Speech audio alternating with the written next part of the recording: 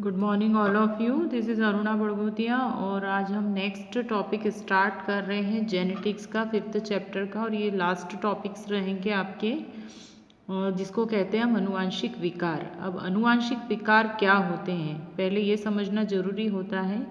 अनुवांशिक विकार का मतलब होता है ऐसे विकार जो अनुवांशिक पदार्थों के कारण उत्पन्न होते हैं। अब अनुवांशिक पदार्थ क्या होते हैं? अनुवांशिक पदार्थ होते हैं जैसे गुणसूत्र या फिर हम कहें गुणसूत्र के अलावा जीन्स या फिर डीएनए। अगर इसमें किसी भी प्रकार की कोई विकृति हो जाती है तो विकृति के कारण क्या होता है, फिर विकार उत्पन्न होते हैं जो पीढ़ी दर पीढ़ी भी स्थानांतरित हो सकते हैं या पर्टिकुलर किसी भी मनुष्य में हो सकते हैं। तो ऐसे विकारों को कहा जाता है अनुवांशिक विकार। तो हम दो प्रकार के विकारों की बात करेंगे जो प्राय देखने को मिलते हैं, जिसे मेंडेलियन डिसऑर्डर भी कहते हैं और गुणसूत्री विकार भी कहा जाता है। मेंडेलियन जो डिसऑर्डर्स होते हैं इसमें जनरली अगर देखा जाए तो जीन्स में परिवर्तन के कारण ये विकार उत्पन्न होते हैं।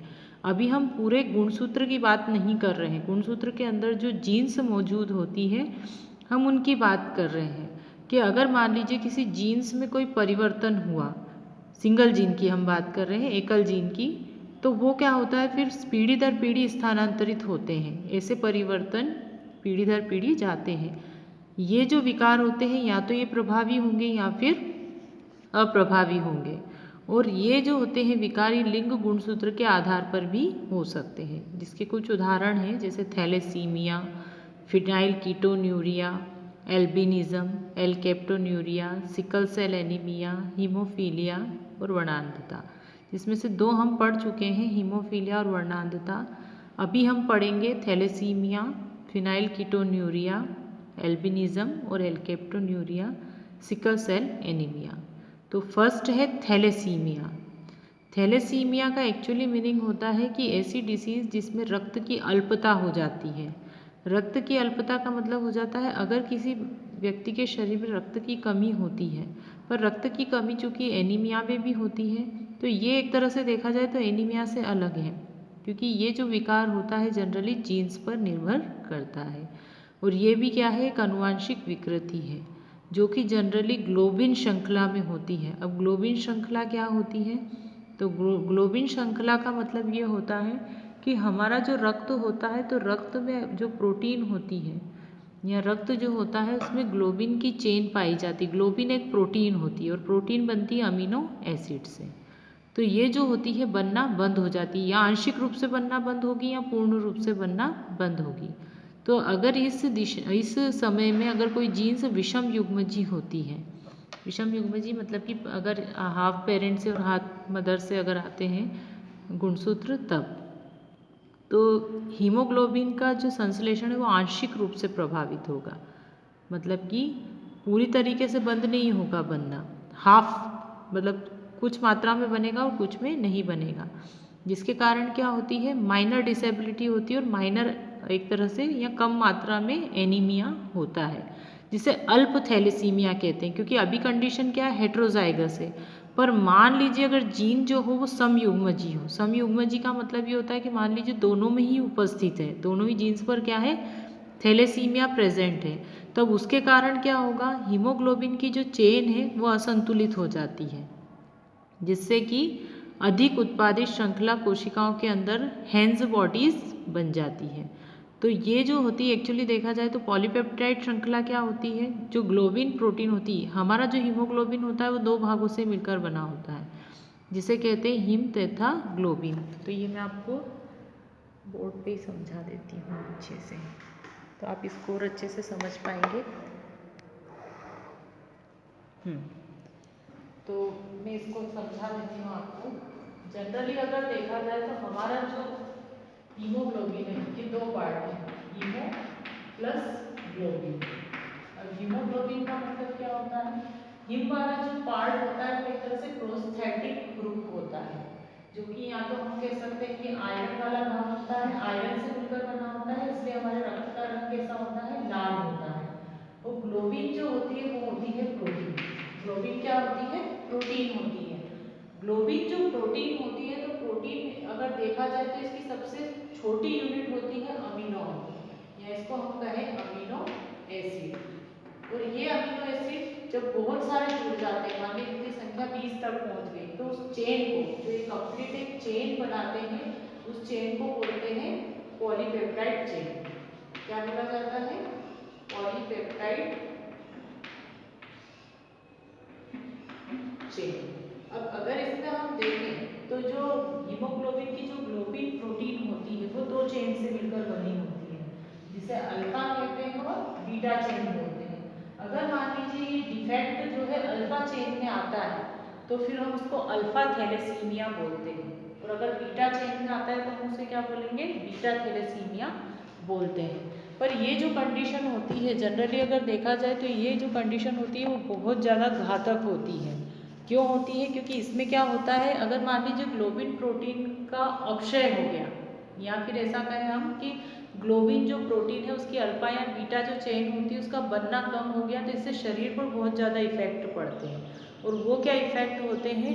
एक तो पहली चीज़ तो ये होती है कि शरीर के टूटने का खतरा, या फिर ऐसा कहें कि जो विकृति आती तो अस्थियां जो होती है, मतलब कि सबसे पहला इफेक्ट पड़ता है हमारा अस्थियों पर। अस्थियां जो होती है वो टूटने लगती है, मतलब बोन्स जो होती है वो मजबूत नहीं रहती है।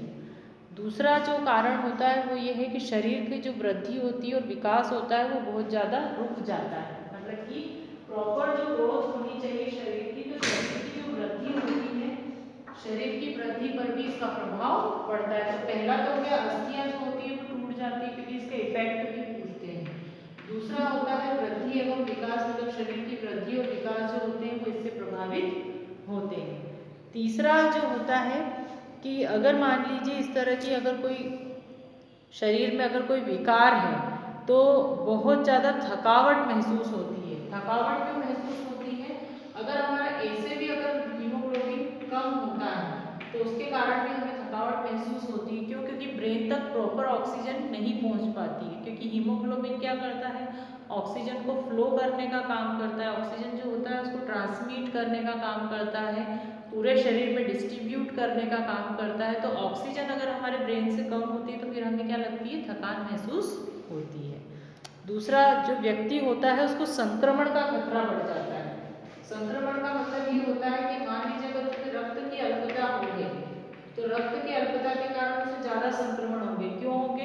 क्योंकि रक्त कम हुए, मतलब कि विटामिन, प्रोटीन और जितने भी मिनरल्स है वो भी कम हो गए, क्योंकि हमारे शरीर में रक्त ही एक ऐसा माध्यम है जो विभिन्न प्रकार के पदार्थों का संवहन करता है शरीर के विभिन्न अंगों में। तो स्वाभाविक सी बात है इम्यूनिटी भी क्या होगी? हमारी डाउन होगी। दूसरा एक रीजन तो ये हो गया। दूसरा रीजन ये होता है कि हमारे रक्त में ही दो प्रकार की कोशिकाएं रहती हैं जिसे हम आरबीसीज और डब्ल्यूबीसीज बोलते हैं। तो डब्ल्यूबीसीज जो होती है उनका भी उत्पादन इससे अवरुद्ध हो जाता है। और बच्चों को प्रभावित करने पर अगर देखा जाए तो बच्चों में ये जो रोग होता है ये इसके वाहक माता पिता ही होते हैं। अगर मान लीजिए माता पिता में ये चीज़ है तो फिर क्या होगा? बच्चों में भी ये चीज़ें जाती हैं, ये रोग जाएगा ही जाएगा। और यदि माता पिता में से किसी एक को अगर है तो फिर भी ये रोग जाएगा ही जाएगा। 25% तक इसका जोखिम फिर भी रहता है। और अगर इसकी जांच करवा ली जाए समय पे तो किसी हद तक इसके परीक्षण करवा के इस रोग से बचा जा सकता है। तो जनरली अगर देखा जाए तो इसमें इसे पूर्ण रूप से ख़त्म तो नहीं किया जा सकता। इसलिए नहीं किया जा सकता क्योंकि ये जीन्स में आने वाला रोग है, और जीन्स में अगर कोई रोग आता है तो वो जल्दी से ठीक नहीं होता है। तो इसी को हम कहते हैं थैलेसीमिया। एक बार फिर से मैं बता देती हूँ कि थैलेसीमिया का मतलब ये होता है कि शरीर में अगर रक्त की कमी होती है तो उसे हम थैलेसीमिया कहते हैं। क्योंकि ये रोग कैसा है? ये रोग है एक तरह से देखा जाए तो जेनेटिक रोग है, मतलब जीन्स द्वारा उत्पन्न होने वाला रोग है। अगर जीन्स जो होती है वो होमोजाइगस कंडीशन में होती है तब ये रोग ज्यादा उत्पन्न होता है, और अगर हेटेरोजाइगस कंडीशन में होती है जीन्स तो क्या होगा? रोग कम मात्रा में उत्पन्न होता है, जिसे अल्प थैलेसीमिया कहते हैं। अगर कम मात्रा में इफेक्ट पड़ेगा तो अल्प थैलेसीमिया होगा, और अगर ज्यादा मात्रा में अगर ये परेशान करता है या ज्यादा मात्रा में होता है तो उससे फिर हम कहते हैं एक तरह से अल्प, और दूसरा होता है दीर्घ थैलेसीमिया भी बोल सकते हैं हम इसको, या ज़्यादा मात्रा में होने वाला थैलेसीमिया भी कहते हैं। पर इसका कारण, पहली चीज़ तो ये हो गई कि इसे क्या कहते हैं और क्यों कहते हैं। दूसरा इसका कारण होता है हीमोग्लोबिन की जो ग्लोबिन अल्फा और बीटा श्रृंखला में का निर्माण करने वाली जो जीन्स होती है वो जीन्स क्या करती है, अल्फा बीटा श्रृंखला के निर्माण को अवरुद्ध करती है। अगर वो अल्फा श्रृंखला को अवरुद्ध करेगी तो उसे हम अल्फा थैलेसीमिया कहेंगे, और अगर बीटा को करेंगे तो बीटा थैलेसीमिया कहेंगे। क्या क्या इफेक्ट पड़ते हैं उसके ये भी मैंने आपको बता दिया कि अस्थियां जो होती है वो कमजोर हो जाती है या टूट सकती है। वृद्धि और विकास भी इससे एक तरह से इफेक्ट होता है, हमारे शरीर की वृद्धि और विकास हो जाता है। मान लीजिए पेरेंट्स में ये है तो जो बच्चा होगा वो शुरू से इस चीज से ग्रसित होगा। फिर आता है थकावट बहुत ज़्यादा महसूस होती है क्योंकि प्रॉपर ब्लड जो होता है वो नहीं होता, ब्लड की बहुत ज़्यादा कमी होती है। ऐसे व्यक्ति को जब बार बार ब्लड भी चढ़ाना पड़ता है क्योंकि ब्लड की कमी होगी तो ऑब्वियसली उसको बाहर से ब्लड चढ़ाना ही पड़ेगा। संक्रमण का खतरा बढ़ जाता है। तो ये तो हो गया आपकी थैलेसीमिया डिजीज। दूसरा आता है फिनाइल कीटोन्यूरिया। फिनाइल कीटोन्यूरिया क्या होता है? तो जनरली अगर देखा जाए तो हमारे शरीर में फिनाइल एलानिन अमीनो अम्ल का उपापचय 3 प्रकार से होता है। उपापचय का मतलब क्या होता है? उपापचय का मतलब होता है टूटना। अमीनो अम्ल का मतलब क्या होता है? अमीनो अम्ल मैंने बता दिया कि हमारे शरीर में जो प्रोटीन होती है, प्रोटीन जो होता है तो प्रोटीन की सबसे सूक्ष्मतम इकाई क्या होती है? अमीनो अम्ल। जब अमीनो अम्ल जुड़ते हैं तो ये आपने केमिस्ट्री में भी पढ़ा होगा कि अमीनो एसिड जब जुड़ते हैं या अमीनो अम्ल जब जुड़ते हैं तो वो क्या बनाते हैं? पेप्टाइड चेन बनाते हैं, पेप्टाइड श्रृंखला बनाते हैं, चेन या श्रृंखला जो भी आप बोलना चाहें।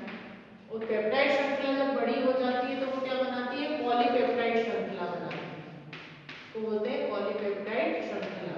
पॉलीपेप्टाइड श्रृंखला जो होती है वो जब बहुत ज्यादा सघन हो जाती है तो वो क्या बनाती है? वो बनाती है प्रोटीन। तो इस तरह से अगर देखा जाए तो ये प्रोटीन की बेसिक यूनिट होती है।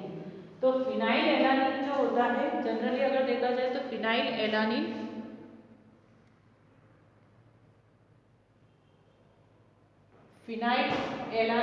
जो होता है वो 3 प्रकार के चीज़ों को कोड करता है या 3 प्रकार से इसका उपापचय होता है। या तो यह कोशिकीय प्रोटीन में परिवर्तित हो जाता है या एक अन्य अमीनो अम्ल जिसे टायरोसिन होता है उसमें बदल जाता है, या फिर फिनाइल पायरुविक अम्ल में बदलता है। एक अप्रभावित जीन P के समयुग्मजी दशा में होने पर शरीर में फिनाइल एलानिन हाइड्रोलेज एंजाइम का उत्पादन रुक जाता है, जिसके कारण फिनाइल एलानिन टायरोसिन में परिवर्तित नहीं हो पाता है। और ये जो होता है फिर फिनाइल एलानिन हमारे रक्त के साथ मिक्स होता है और यूरिन के साथ फिर उत्सर्जित होने लगता है, जिससे कि जो फिनाइल एलानिन की कुछ मात्रा जो होती है फिनाइल पायरुविक अम्ल में बदल जाती है, जिसके कारण फिनाइल पायरुविक अम्ल की मात्रा हमारे शरीर में ज़्यादा होती है और फिर ये किसके साथ उत्सर्जित होती है? यूरिन के साथ उत्सर्जित होती है। इसी विकार को कहा जाता है फिनाइल कीटोन्यूरिया। अगर इस तरह के रोग अगर उत्पन्न होते हैं किसी में तो इस तरह से जो बच्चे होते हैं वो जनरली मेंटली रिटार्डेड होते हैं। तो हम इसको समझ लेते हैं कि हमारे शरीर में अगर देखा जाए तो फिनाइल एलानिन होता है। फिनाइल एलानिन एक वर्णक होता है। फिनाइल एलानिन होता है एक वर्णक। वर्णक का मतलब ये होता है जो हमारे शरीर को रंग भी प्रदान करता है। तो फिनाइल एलानिन जो होता है वो 3 चीजों को कोड करता है या 3 प्रकार की क्रिया के लिए ये रिस्पॉन्सिबल होता है। पहला जो होता है वो या कोशिकीय प्रोटीन में बदलता है। पहला जो होगा वो किसमें बदलेगा? कोशिका प्रोटीन में। और दूसरा जो होता है वो बदलता है फिनाइल पायरुविक अम्ल में, या तो फिनाइल पायरुविक अम्ल में या फिर ये बदलता है टायरोसिन में।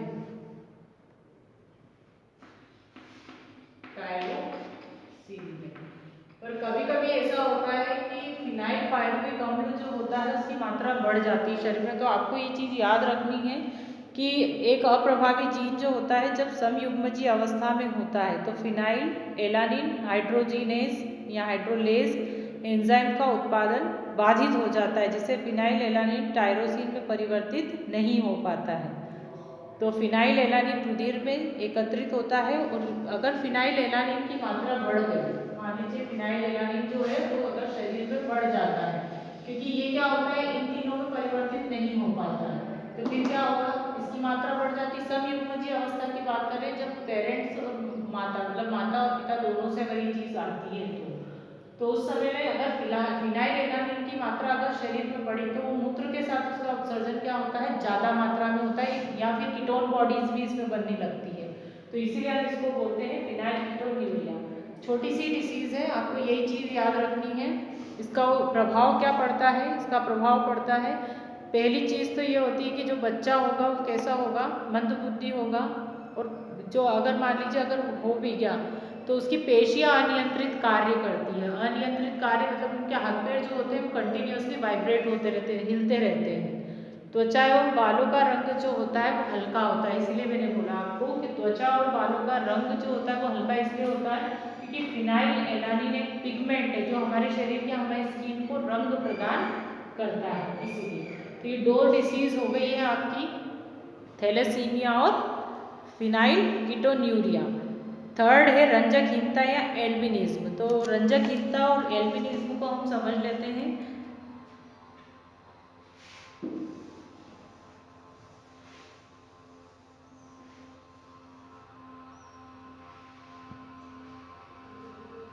हमारे शरीर में एक एमिनो एसिड होता है जिसको हम बोलते हैं टायरोसिन। क्या बोला जाता है, टायरोसिन। अभी हम थर्ड डिसीज की बात कर रहे हैं जो कि नाम से इस पर के रंजकहीनता, मतलब कि जिसमें कलर नहीं बनता हो। एल्बिनिज्म वाले पर्सन भी आपने देखे ही होंगे। तो ये क्या करता है, टायरोसिन जो अमीनो अम्ल है,